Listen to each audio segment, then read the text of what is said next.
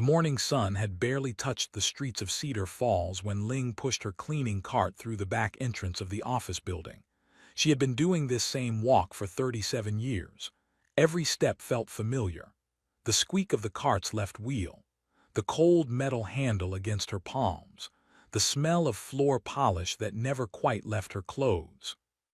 She was 68 years old now. Her hair had turned gray a long time ago, and her hands told the story of a life spent working. They were rough, they were tired, but they were strong. Nobody in that building really knew her. To them, she was just the cleaning lady, the woman who emptied their trash cans and wiped down their desks after they went home. Sometimes they would nod at her. Sometimes they would not even look up from their phones. She had become invisible, and after so many years she had almost gotten used to it. But there was something about Ling that nobody knew, something she kept hidden like a precious secret. Every night, after her shift ended and the city grew quiet, she would return to her small apartment on the third floor of an old brick building. The paint was peeling on the walls. The pipes made strange noises in the winter. But in the corner of her tiny living room sat something beautiful, something that did not belong in such a humble place. It was a piano. The wood was scratched and worn. Some of the keys had turned yellow with age. One of the legs had been fixed with tape years ago, but to Ling, it was the most valuable thing in the world. Her mother had given it to her. She still remembered that day, even though she was just a little girl when it happened. Her mother had held her hands and placed them gently on the keys. "Listen," her mother had said, "music is not just sound, it is feeling, it is memory. When you play, you are not alone, I am with you, always." Her mother had been a dreamer. She had grown up poor in a small village, but she had taught herself to play piano by sneaking into a church when no one was watching. She had dreams of playing in grand concert halls, of wearing beautiful dresses, of hearing crowds clap for her. But life had other plans. She got sick when Ling was only 12 years old. The illness took her slowly, and by the time the winter ended that year, she was gone. The piano was all she left behind. Ling never had money for lessons. She never went to music school, but every single night for the past 56 years, she had sat at that piano and played. She played when she was sad. She played when she was lonely. She played when her husband left her and never came back. She played when her daughter told her she was ashamed of having a mother who cleaned toilets for a living. The piano never judged her. It never looked away. It listened to every note, every mistake, every tear that fell on the keys. Over the years, she had taught herself pieces that most trained pianists would struggle with. She did not know the fancy words for what she was doing.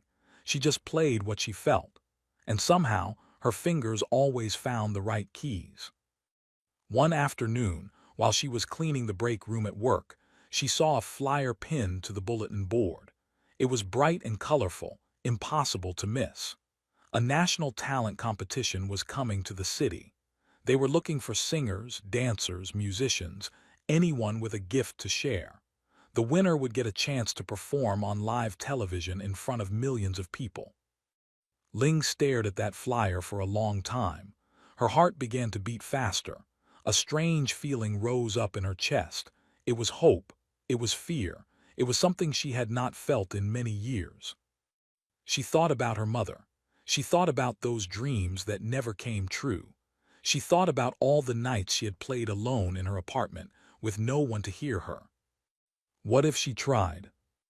The thought scared her. She was 68 years old. She was a cleaning lady with rough hands and worn-out shoes. What would people think? They would laugh at her. They would whisper behind her back. They would wonder why an old woman like her thought she had any business being on a stage. But another voice inside her spoke up, a quieter voice. It sounded like her mother. "You have spent your whole life being invisible. Maybe it is time to be seen."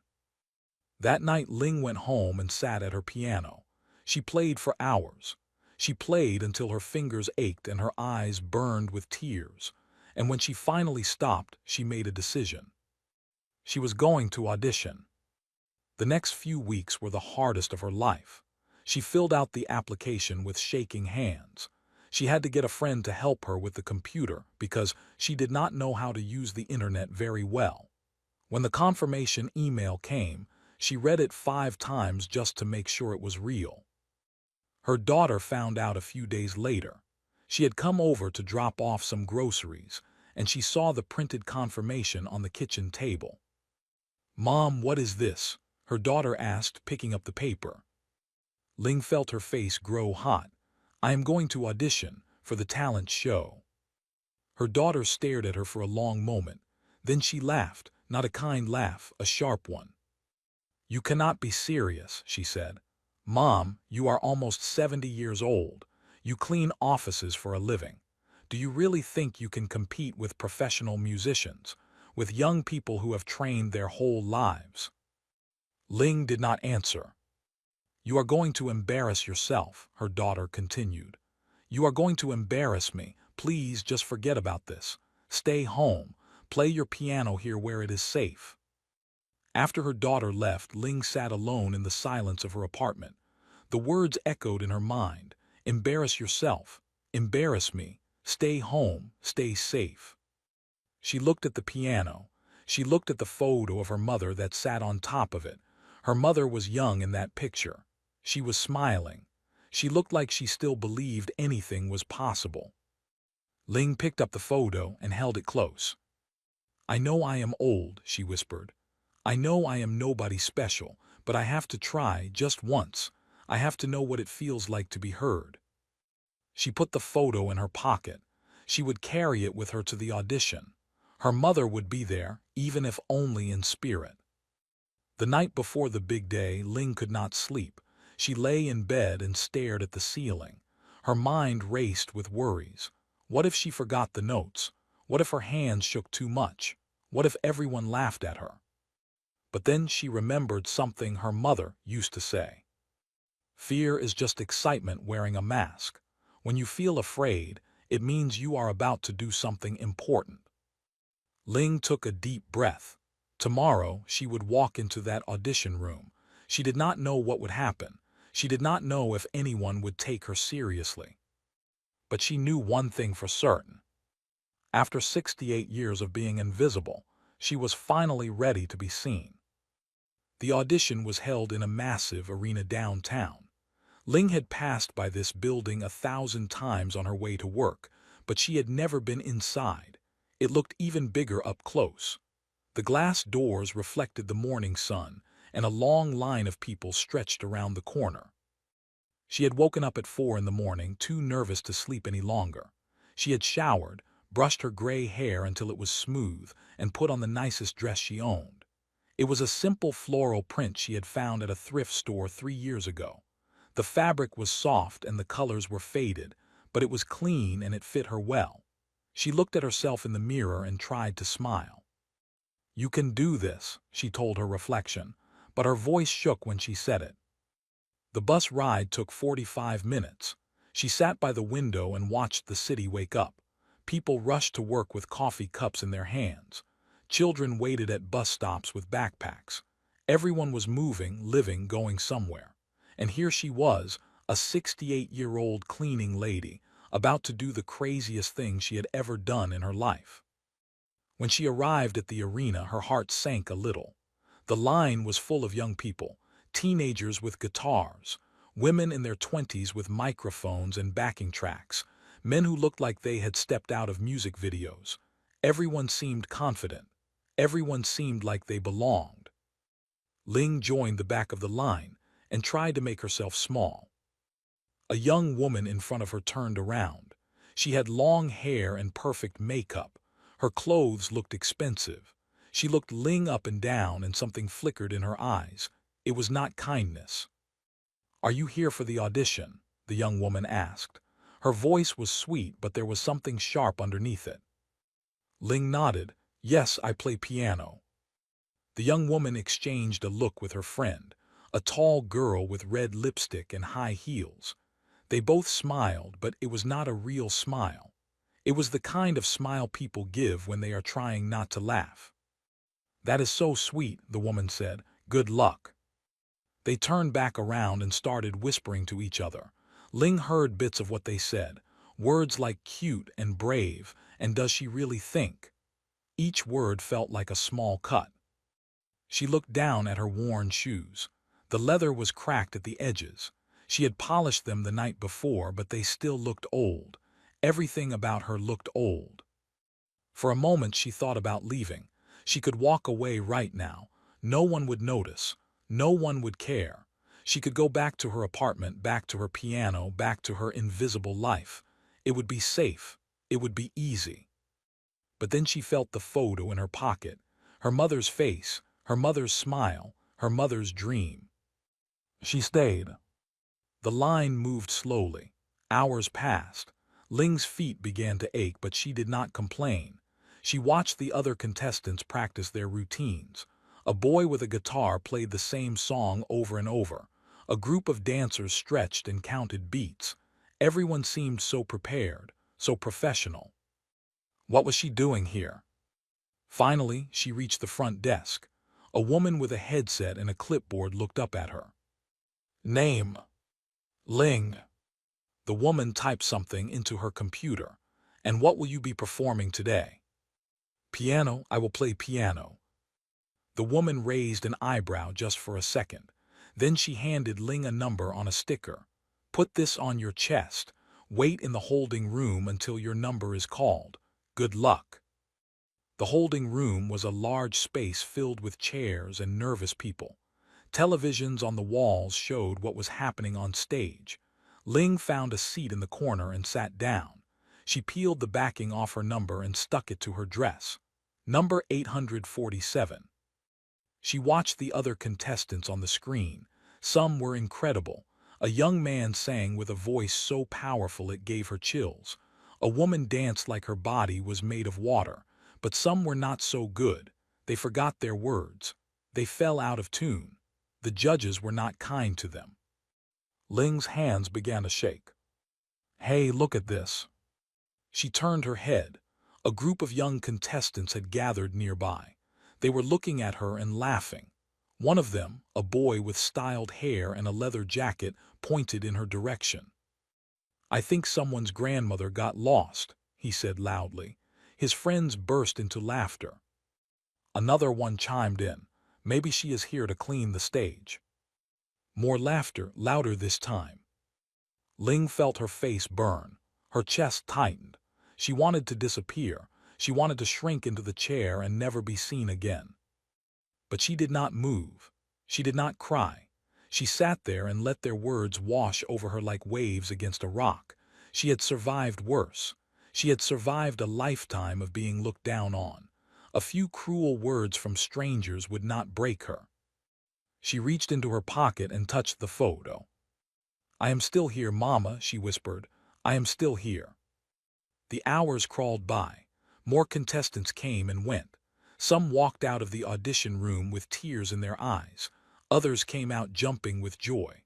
Ling watched them all and wondered what waited for her behind those doors. Finally, a voice called out, Number 847, you are next. Her heart stopped. Then it started again, beating so hard she could feel it in her throat. She stood up on trembling legs and walked toward the door. The group of young contestants watched her go. She could feel their eyes on her back. She could hear their whispers. She did not look back. The hallway leading to the stage was long and dark. Her footsteps echoed against the floor. At the end, she could see bright lights and a massive stage. The sound of the audience rumbled like distant thunder. A production assistant met her at the entrance. He was a young man with a kind face and a clipboard. Are you ready? He asked. Ling swallowed hard. I think so. He smiled. You will do great, just be yourself. She nodded, but she was not sure she knew who that was anymore. She had spent so many years being no one, being invisible, being the woman who cleaned up after everyone else. But tonight, for just a few minutes, she would be something else. She would be a pianist. She would be her mother's daughter. She would be Ling. The assistant opened the door, and the light hit her like a wave. The stage was enormous. bigger than anything she had ever seen.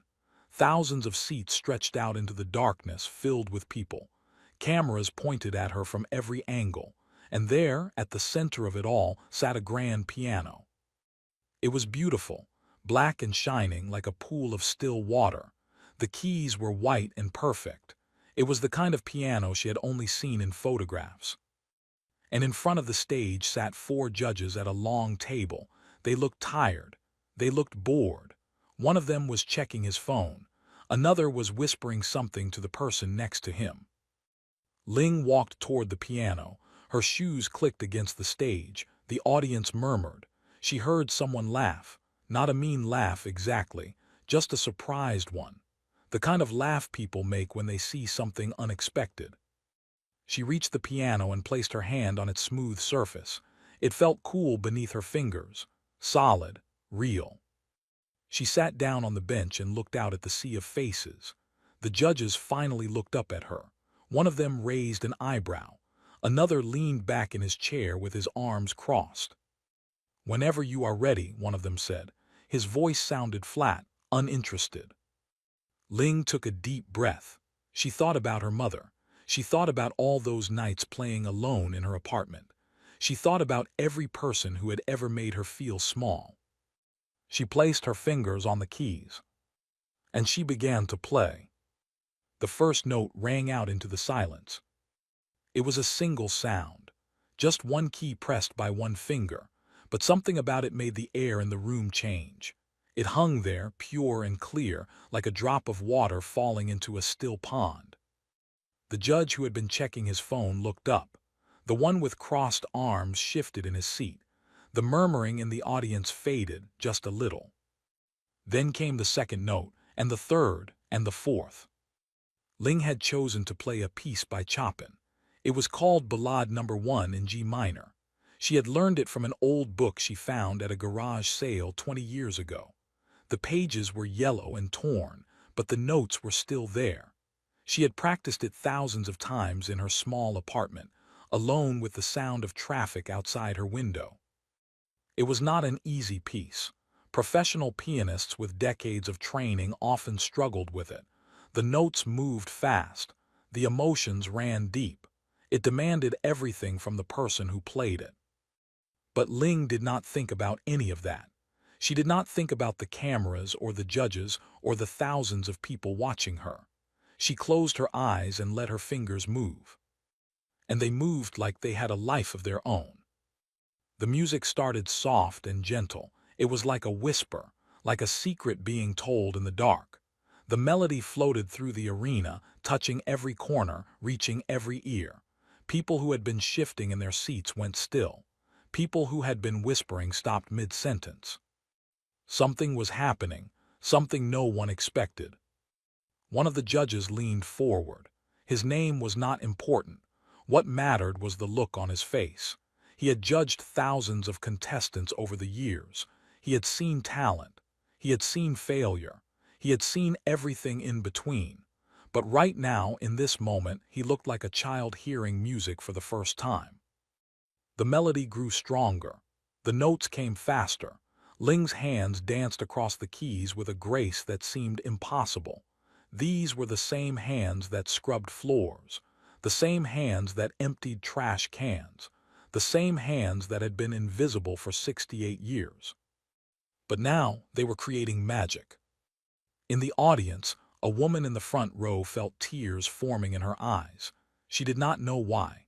She had never heard this piece before. She did not know anything about classical music. But something about the way this old woman played made her heart ache. It was like the music was speaking directly to her, like it understood every pain she had ever felt. She was not the only one. All around the arena, people began to feel it. A man in the back row thought about his father, who had passed away last year. A teenage girl thought about the friend she had lost to an accident. A young couple held hands, remembering the day they almost gave up on each other. The music pulled emotions out of people they did not even know they had buried. Ling played on. Her eyes were still closed. In her mind, she was not on a stage anymore.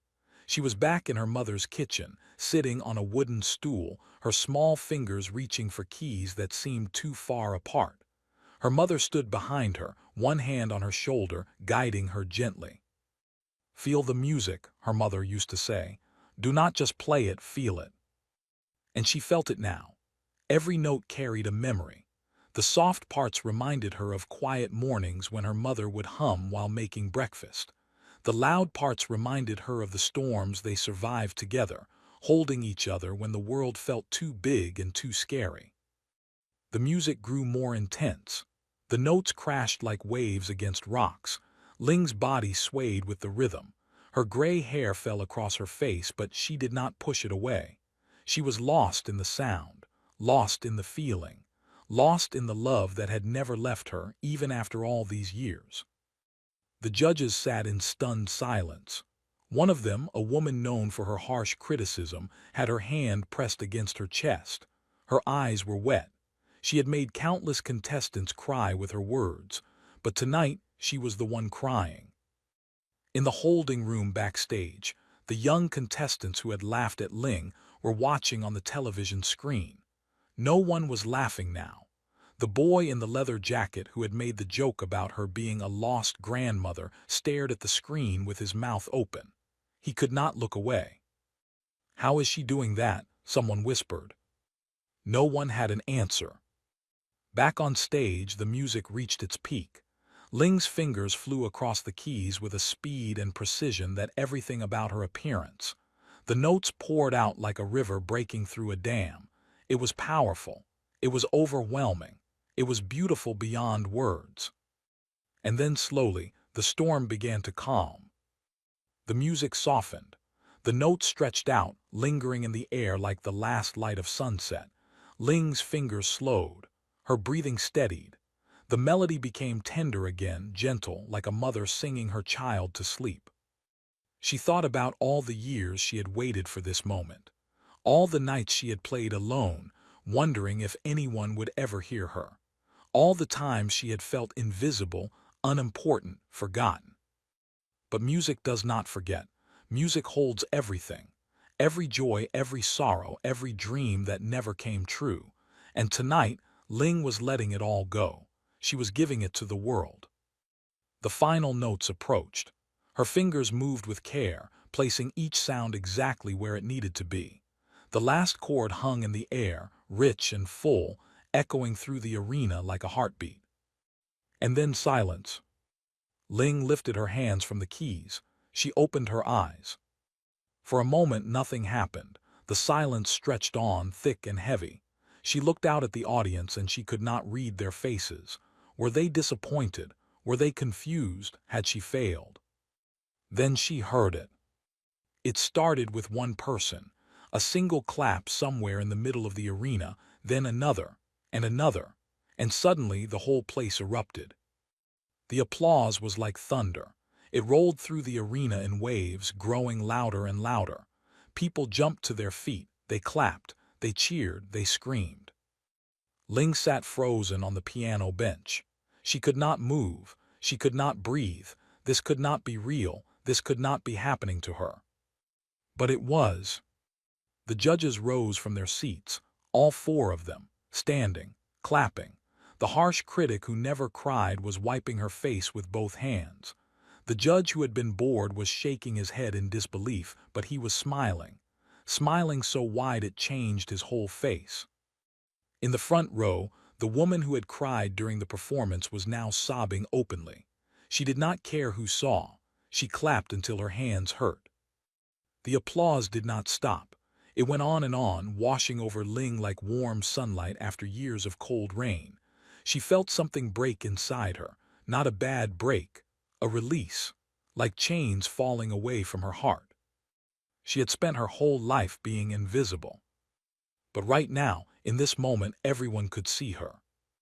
She reached into her pocket and pulled out the photo of her mother. She held it against her chest and closed her eyes.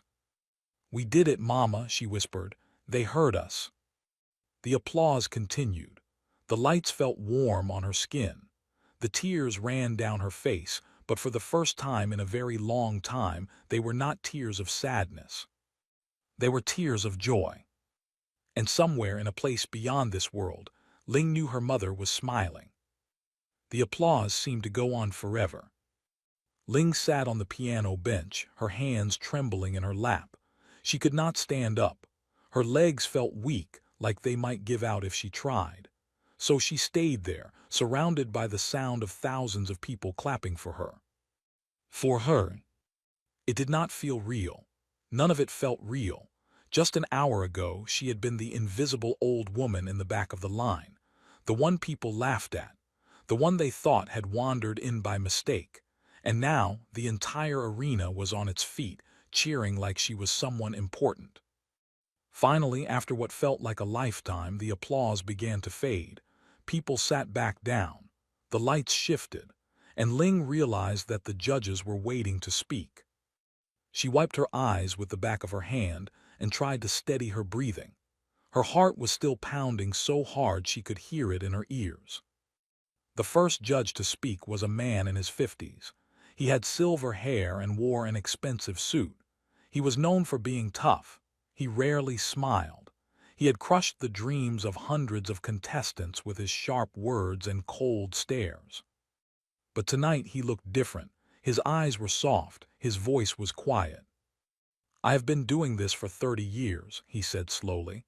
30 years of sitting at this table, 30 years of watching people perform. I have seen talent. I have seen passion. I have seen moments that moved me." He paused and shook his head. "But I have never seen anything like what you just did."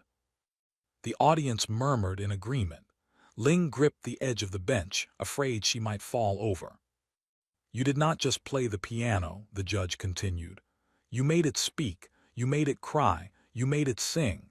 I felt like I was not watching a performance. I felt like I was listening to someone's soul." He leaned forward and looked directly at her. "Who are you? Where did you come from? Where have you been hiding all this time?" Ling opened her mouth, but no words came out at first. Her throat was tight. She swallowed hard and tried again. "I am nobody special," she said softly. "I clean offices. I have done it for 37 years. I wake up early, I scrub floors, I empty trash cans, and I go home. That is my life." The arena went completely silent. You could have heard a pin drop. "But every night," she continued, "when I get home, I play the piano. I have been playing since I was 5 years old. My mother taught me." "Your mother," the judge asked, "was she a professional musician?" Ling shook her head. "No, she was poor. She grew up in a small village with nothing, but she loved music more than anything. She taught herself to play by sneaking into a church when no one was looking. She dreamed of playing in concert halls. She dreamed of hearing people clap for her." Her voice broke slightly, but she kept going. "She got sick when I was 12. She died before any of her dreams came true. The only thing she left me was her piano."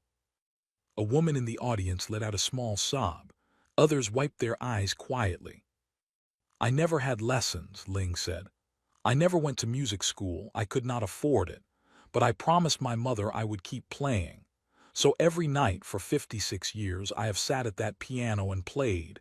Just me and the music. Just me and her memory."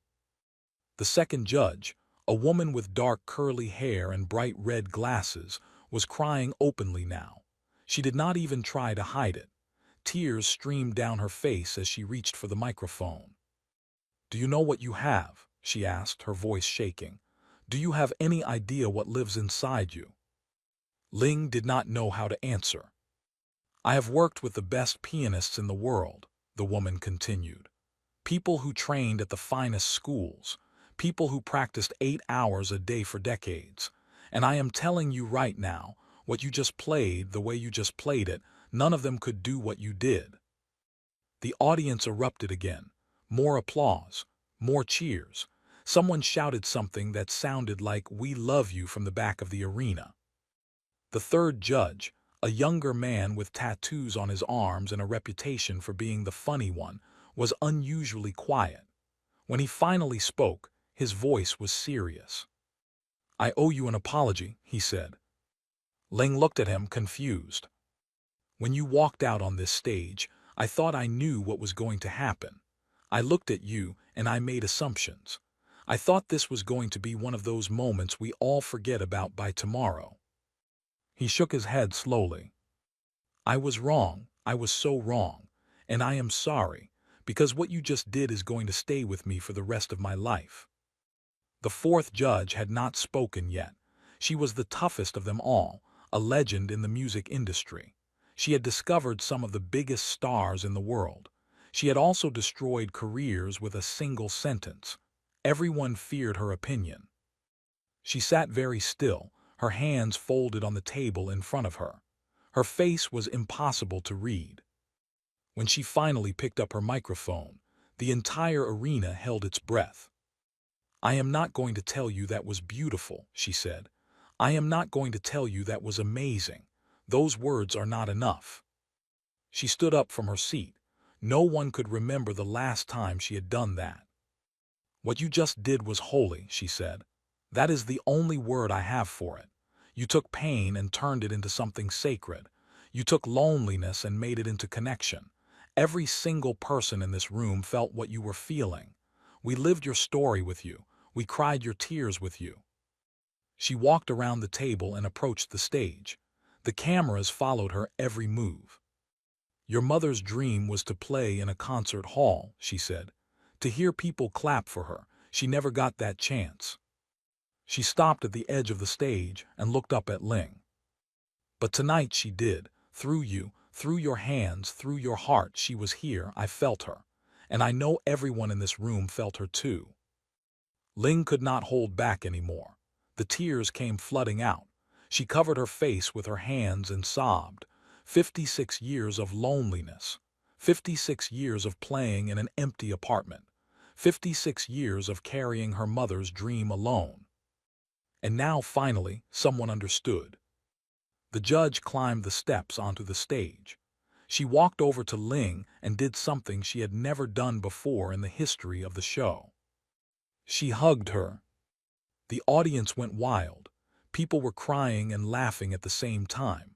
Strangers hugged each other in the aisles. It was chaos, but it was beautiful chaos. When the judge finally let go, she held Ling by the shoulders and looked into her eyes. "You are not invisible anymore," she said. "The whole world is going to know your name, and they are going to know your mother's story. You made sure of that tonight." Ling nodded, unable to speak. She reached into her pocket and pulled out the photo of her mother. She held it up so the cameras could see. "This is her," she said through her tears. "This is the woman who taught me everything. This is the woman who believed in me when no one else did." The arena fell silent again. Every eye was on that small, faded photograph. "I did this for her," Ling whispered. "Everything I did tonight was for her." And in that moment, a cleaning lady from a small town became something more. She became a legend. The night after the audition, Ling went home to her small apartment and slept for 14 hours straight. Her body was exhausted. Her heart was full. She did not even remember lying down. One moment she was sitting on the edge of her bed, still in her floral dress, and the next moment sunlight was streaming through her window. When she finally woke up, she felt different, lighter somehow, like a weight she had been carrying for decades had finally been lifted from her shoulders. She made herself a cup of tea and sat by the window, watching the city move below. Everything looked the same. The cars, the people, the pigeons on the fire escape across the street, but something had changed. She had changed. Her phone rang. It was an old flip phone, the kind most people stopped using years ago. She barely knew how to check messages on it, but when she answered, it was a producer from the show. "Have you seen the internet?" the woman asked. Her voice was excited, almost breathless. Ling frowned. "I do not really use the internet." "You need to find someone who does. Right now, your video is everywhere." Ling did not understand what that meant. But an hour later, when her neighbor's grandson came by to help her, she finally saw it for herself. The video of her performance had been posted online the night before. In less than 12 hours, It had been viewed over 10 million times. By the end of the week, that number would climb to over 100 million. The comments were endless, thousands of them, tens of thousands. People from every corner of the world had watched her play. They had cried with her. They had felt her mother's presence through the music. And now they were reaching out to tell her. I lost my father last year. This made me feel like he was with me again. I am a piano teacher in Germany. I showed this to all my students. They could not stop crying. I have never believed in miracles, but this woman made me believe. Please never stop playing. The world needs you. Ling sat in her small apartment, reading comment after comment on her neighbor's laptop. Her hands shook. Her eyes blurred with tears.